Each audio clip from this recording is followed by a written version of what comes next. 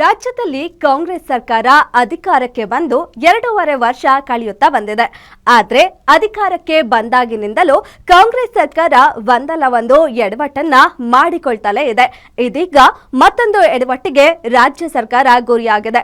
ಹಾಗಾದ್ರೆ ಆ ಎಡವಟ್ಟಾದ್ರೂ ಏನು, ಯಾವ ವಿಚಾರವಾಗಿ ಎಡವಟ್ಟಾಗಿದೆ ಅಂತ ಹೇಳ್ತೀವಿ ಕೇಳಿ.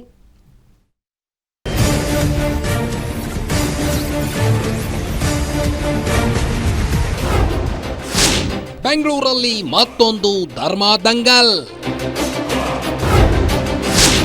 ಮುಸ್ಲಿಂ ಸಮಾವೇಶ, ಹಿಂದೂ ಸಂಘಟನೆಗಳ ಆಕ್ರೋಶ. ಹೊರ ರಾಜ್ಯದ ಮೌಲ್ವಿಗಳಿಂದ ಧರ್ಮದ ಬೋಧನೆಗೆ ಆಹ್ವಾನ. ಸಚಿವ ಜಮೀರ್ ಅಹ್ಮದ್ ನೇತೃತ್ವದಲ್ಲಿ ಬೃಹತ್ ಸಮಾವೇಶ.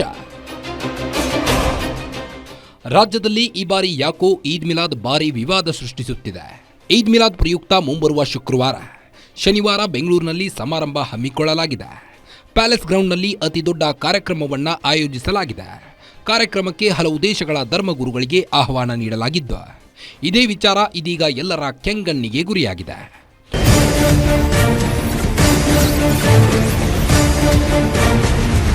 ಪ್ರಮುಖ ಮುಸ್ಲಿಂ ದೇಶಗಳ ಧರ್ಮಗುರುಗಳಿಗೆ ಆಹ್ವಾನ ನೀಡಿರುವುದು ಸಾಕಷ್ಟು ವಿರೋಧಕ್ಕೆ ಕಾರಣವಾಗುತ್ತಿದೆ. ವೀಸಾ ನಿಯಮ ಉಲ್ಲಂಘಿಸಿ ಈದ್ ಮಿಲಾದ್ ಕಾರ್ಯಕ್ರಮವನ್ನು ಆಯೋಜನೆ ಮಾಡಲಾಗುತ್ತಿದೆಯಾ ಎಂಬ ಅನುಮಾನ ವ್ಯಕ್ತವಾಗುತ್ತಿದೆ. ವೀಸಾ ನಿಯಮಗಳನ್ನು ಗಾಳಿಗೆ ತೂರಲಾಗಿದೆಯಾ, ಸಿಎಂ ಭಾಗಿಯಾಗುವ ಕಾರ್ಯಕ್ರಮದಲ್ಲಿ ರೂಲ್ಸ್ ಬ್ರೇಕ್ ಆಗ್ತಿದೆಯಾ ಅಂತ ಅನೇಕರು ಟೀಕೆ ಮಾಡ್ತಿದ್ದಾರೆ. ಇನ್ನು ಇದೇ ಕಾರ್ಯಕ್ರಮಕ್ಕೆ ಸಚಿವ ಜಮೀರ್ ಅಹ್ಮದ್ ಉಸ್ತುವಾರಿ ವಹಿಸಿದ್ದು, ಇದು ಇನ್ನಷ್ಟು ಕೋಪಕ್ಕೆ ಕಾರಣವಾಗಿದೆ.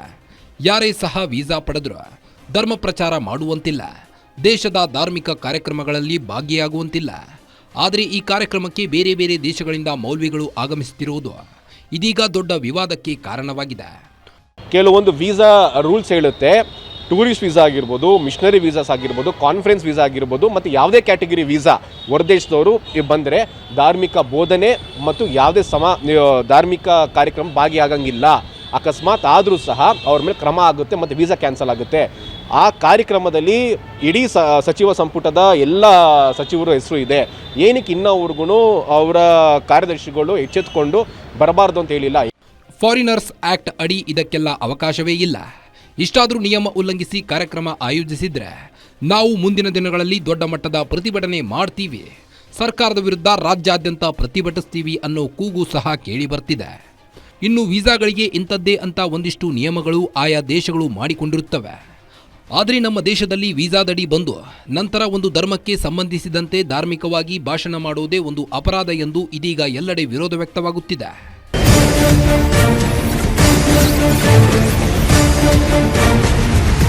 ಇದೇ ವಿಚಾರವಾಗಿ ಇದೀಗ ಪೊಲೀಸ್ ಆಯುಕ್ತರಿಗೆ ಹಾಗೂ ಎಫ್ಆರ್ಆರ್ಒಗೆ ತೇಜಸ್ ಗೌಡ ದೂರು ನೀಡಿದ್ದಾರೆ. ಟೂರಿಸ್ಟ್ ವೀಸಾದಲ್ಲಿ ಬಂದು ಇಲ್ಲಿನ ಬೋಧನೆ ಮಾಡುವುದು ಸರಿಯಲ್ಲ. ಧರ್ಮಗುರುಗಳು ಮಿಷನರಿ ವೀಸಾ, ಕಾನ್ಫರೆನ್ಸ್ ವೀಸಾದಲ್ಲಿ ಪಾಲ್ಗೊಳ್ಳುವಂತಿಲ್ಲ. ಧರ್ಮ ಬೋಧನೆ ಜಾತಿಗನುಗುಣವಾಗಿ ಮಾಡುವಂತಿಲ್ಲ. ಆದರೆ ನಿಯಮ ಮೀರಿ ಅನುಮತಿ ನೀಡಲಾಗಿದೆ. 5 ಹಾಗೂ 6ನೇ ತಾರೀಕು ಕಾರ್ಯಕ್ರಮ ಇದೆ.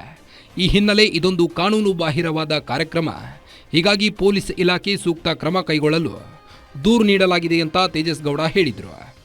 ಸ್ಪಷ್ಟವಾಗಿ ಹೇಳ್ತಿದೆ, ಯಾವುದೇ ಕಾರಣಕ್ಕೂ ಭಾಗಿಯಾಗಬಾರ್ದು ಅಂತ. ಬಟ್ ಏನಕ್ಕೆ ಇನ್ನೋರ್ಗೆ ಅವ್ರನ್ನ ಬಿಟ್ಕೊಂಡಿದ್ದಾರೆ?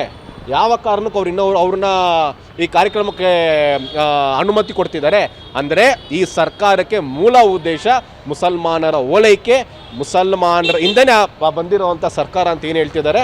ಹಾಗಾಗಿ ಎಲ್ಲೋ ಒಂದು ಕಡೆ ಗಮನಿಸಿದೆ, ಈ ಸರ್ಕಾರ ಗೊತ್ತಿದ್ದೂ ಜಾಣಕೂಡು ರೀತಿಯಾಗಿ ವರ್ತಿಸ್ತಿದೆ. ಹಾಗಾಗಿ ಅವ್ರು ಯಾವ ಅಧಿಕಾರಿಗಳು ಕಣ್ಮುಚ್ಕೊಂಡಿದ್ದಾರೆ, ಜಾಣಕೂಡಾಗಿದ್ದಾರೆ, ಕಣ್ ತೆಗೀರಿ ಅಂತ ನಾನು ದೂರು ದಾಖಲು ಮಾಡಿದ್ದೀನಿ. ಕಾನೂನು ಹೋರಾಟದ ಮುಖಾಂತರ ಈ ಮುಸಲ್ಮಾನ್ ಪರ ಇರುವಂಥ ಸರ್ಕಾರಕ್ಕೆ ನಾವು ಚಾಟಿ ಬೀಸುವಂಥ ಕೆಲಸ ಮಾಡ್ತೀರಿ, ಮುಂದೆ ಹೋರಾಟ ಸಹ ಮಾಡ್ತೀರಿ. ನಾಳೆ ಅಲ್ಲಿ ಏನಾದರೂ ಹೆಚ್ಚು ಕಮ್ಮಿ ಆಯಿತು, ನಾಳೆ ನಮಗೆ ಅಲ್ಲಿ ಯಾರಾದರೂ ಬಂದಿರೋ ಮಾಹಿತಿ ಗೊತ್ತಾಯಿತು ಅಂತಂದರೆ ನಾವು ನೇರ ಹೋರಾಟಕ್ಕೆ ಇಳಿತೀರಿ. ಹೋರಾಟಕ್ಕೆ ಯಾವುದೇ ರೀತಿ ನಾವು ಹಿಂಜರಿದಿಲ್ಲ. ಒಟ್ಟಾರೆ ಮುಸ್ಲಿಮರು ಈದ್ ಮಿಲಾದ್ ಹಬ್ಬ ಆಚರಣೆ ಮಾಡ್ತಾರಾ ಅಥವಾ ಈ ಒಂದು ಕಿಡಿ ಮುಂದೆ ಬೆಂಕಿಯ ಜ್ವಾಲಾಮುಖಿಯಾಗಿ ಎಲ್ಲವೂ ಬದಲಾಗುತ್ತಾ ಅನ್ನುವುದೇ ಈಗಿನ ದೊಡ್ಡ ಯಕ್ಷ ಪ್ರಶ್ನೆಯಾಗಿದೆ. Ajay Kumar, crime bureau, guarantee news.